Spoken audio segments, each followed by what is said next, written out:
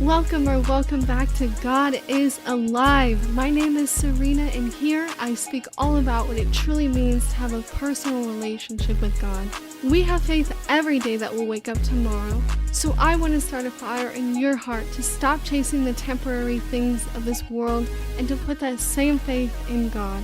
So let's learn about God and learn to lean on God, because what's the worst that could happen? Welcome back to God is Alive. My name is Serena, and today I'm speaking about stop waiting to start. Have you ever looked around at the situation that you're in, maybe God has put you in, and you thought, why me? Why do I have to do this? Do I really have to do this, go through this? Most of us are going to feel unprepared for the things God is calling us to do or to be. And that's probably partly because if we did feel ready and prepared, then we really wouldn't need God's help in this situation, or we wouldn't feel like we would need it.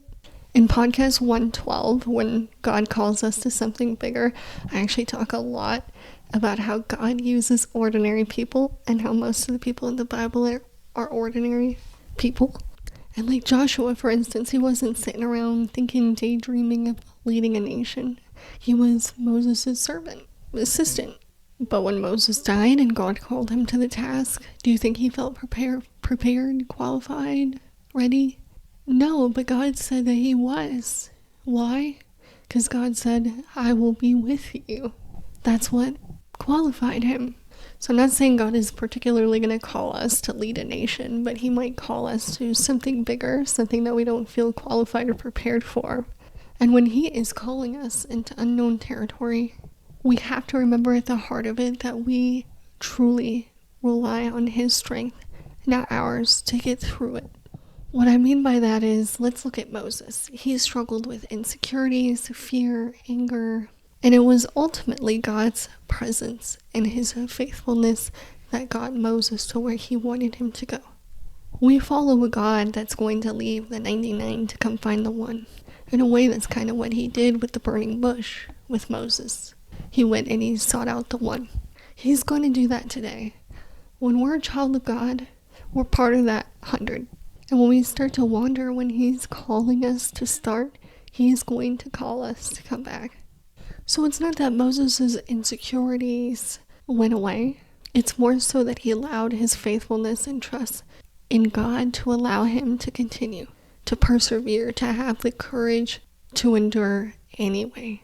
Joshua chapter 1 verse 9, God says, have I not commanded you? Be strong and courageous. Do not be frightened and do not be dismayed, for the Lord your God is with you wherever you go. He calls us to be strong and courageous repeatedly because he knows fear is going to be a natural response when it comes to unknown situations. And courage is not pretending to be strong. You can be weak, but courage is being strong and obedient even if you do feel weak. God will intentionally work through our weaknesses in a way to reveal his power. 2 Corinthians chapter 12 verse 9, my grace is sufficient for you, for my power is made perfect in weakness. If we were already all-powerful and perfect, God's capabilities would not be that amazing to us. It'd be like, yeah, I can do that too, look. Except we can't. We have flaws. We have weaknesses. We have insecurities over the flaws and the weaknesses. And God says, it's okay. Put all that to the side. Allow me to work through you. Let us work together. And we'll be unstoppable. I will show you that that's not going to hold you back, even though we convince ourselves that it will. So in Exodus chapter 3, verses 11 through 12, Moses says to God, who am I that I should go to Pharaoh and bring the children of Israel out of Egypt? He's saying, I'm not special. Why did you choose me? Why me? I'm not prepared. I don't know what to do. And how does God respond? But I will be with you. All you need is me. That's what he's saying. Anything we can go to God with and say, but, why me? Why not somebody else? Why do you want me to? He's going to be like, why don't you want to? You can do this because you got me. God is never going to answer our insecurities by boosting our egos. He's going to answer them by promising him, his presence, what he knows to be true, which is him. But just like Moses in this scenario, who am I that should bring the children of Israel out of Egypt? Moses still had to get up and do it. He still had to have the faith, have the courage, have the trust that God was going to be with him, help him through it.